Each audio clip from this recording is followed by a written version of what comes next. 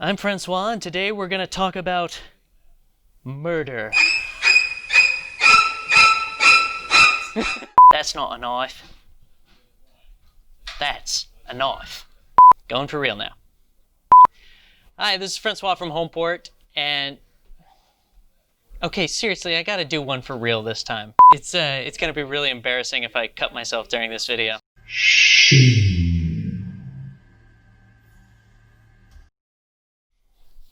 Hey, this is Francois from Homeport, and here today to talk about how to sharpen your knives with a whetstone, and also just kind of general knife care, because there's, I think, a few things that people don't even think twice about doing with their knives. They can really damage them or shorten the life of them. So the first thing I want to talk about is you should own one of these. This is a knife steel.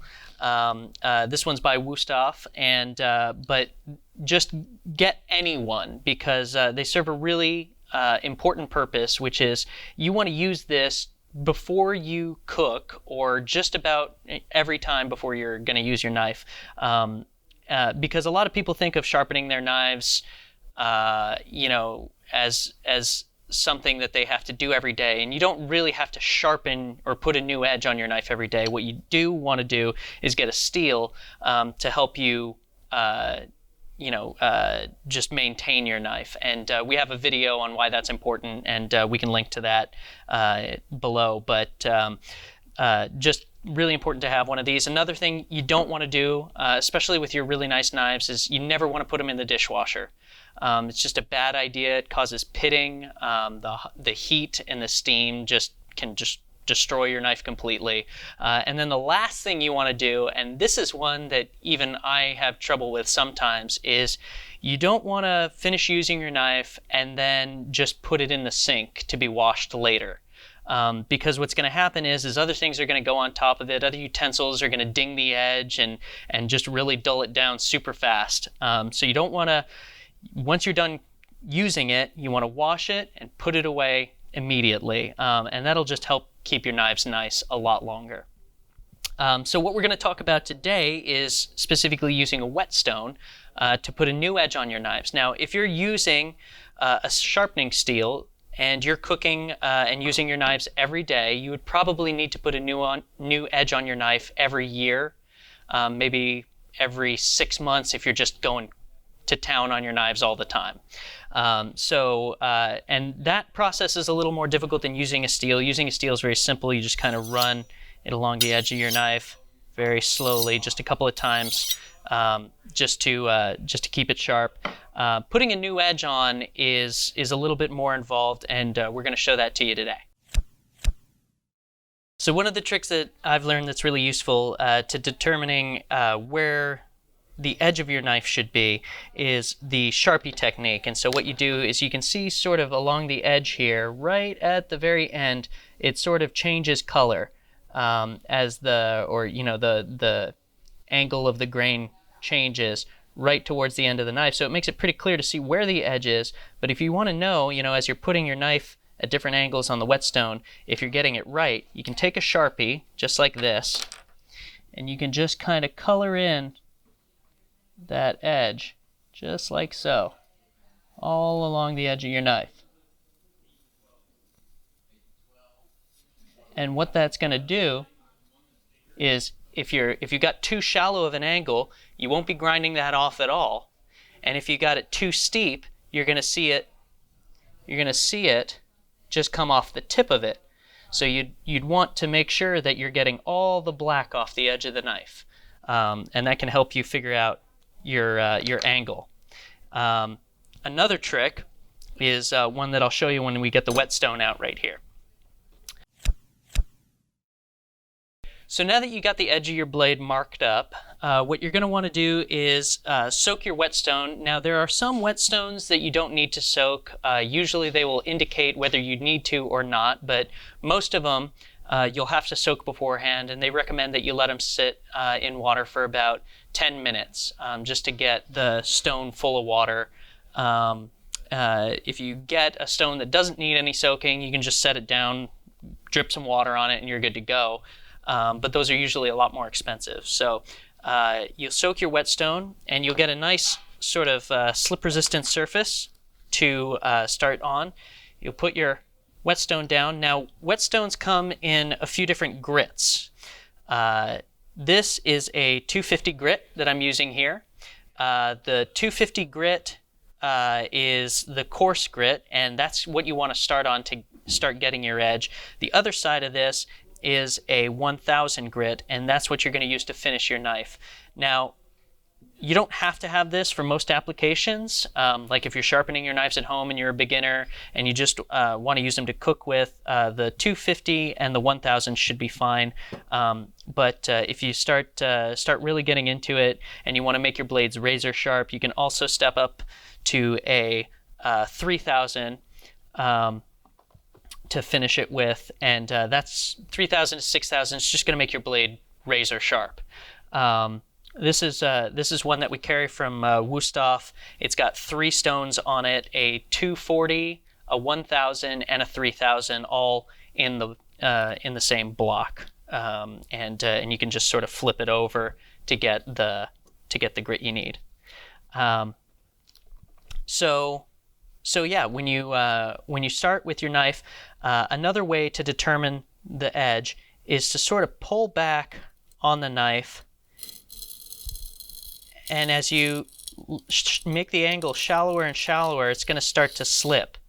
And when you feel it start to slip and slide easier, that's when you've sort of gone too far on the angle. So that's going to help you determine your angle as well. And one kind of pull across, and then looking at the permanent marker on the back is going to kind of show you where you're taking off material here, and you just want to make sure that you're taking off material right at the edge. If you see it going up the side here, you know you've gone too far. Like if you're going up, an 1/8 of an inch into the knife, that's too far. And if you're only getting the very, very tip of the black ink, then you know your angle is too steep. So you want to sort of get right in that sweet spot right about here, and just take off that material there, and test it a couple of times just to make sure you're getting the right angle there. I'm not going to get into sort of the more, I guess, finesse elements of it, because there's just, so much you could go into, so much technique and everything like that. And, for a beginner, if you're just trying to get started with using a whetstone, you're interested in it, I like it because it's a very zen process for me. But if you're just getting started, you probably won't have to worry about that too much. The things you want to keep in mind is making sure your angle's correct, and then making sure that we're getting a burr along the whole side of the blade. And the way that I do that is I put pressure down as I pull back and release it as I move forward. Pressure as I pull back, release it as I move forward. Pressure when I come back, release it as I move forward. And you want to keep the pressure right at the part of the blade you're sharpening. And as you get better at this, I'm still pretty slow, but as you get better at this, you start to move faster and faster, just getting your edge along the side of the knife. And you can see I've taken off most of the permanent marker right there on the edge of the blade. And then you'll want to switch and see I missed that bit right there. So that's another thing the permanent marker does, is it shows you which area of the blade you're missing. And you can come back and get that, so that you're making sure to get every bit of the blade that you can. It's going to be hard right up here near the bolster, but you want to make sure that you're getting every bit of the blade you can. And then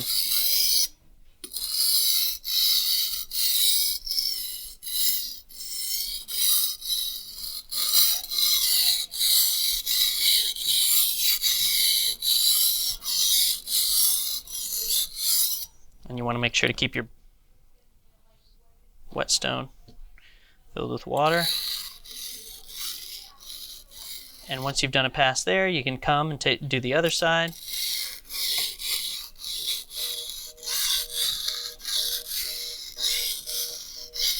And what you want to do if you're just starting out is really take your time. Be slow and methodical. And every once in a while check for your burr. The burr is going to feel like a little hook. It's going to hook on your thumb as you slide your thumb up the edge of the knife. and you'll sort of feel it there, just on the edge of the knife as you kind of move along. And once you have a nice burr going, you can switch to the 1000, and same thing, just kind of coming on, putting pressure on the back, releasing as you pull forward, all the while maintaining consistent pressure on the knife all the way through. And then on the other side, same thing.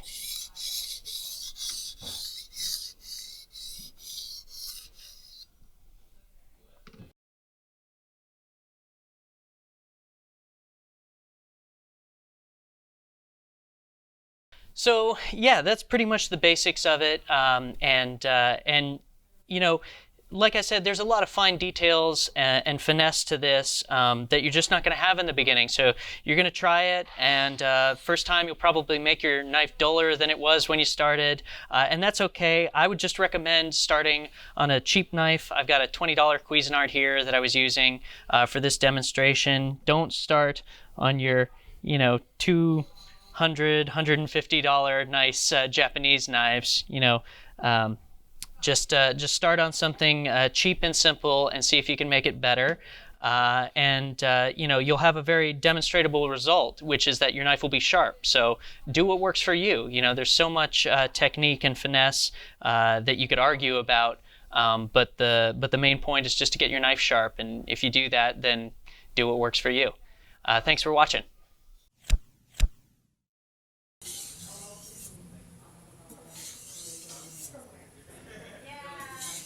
2 hours later.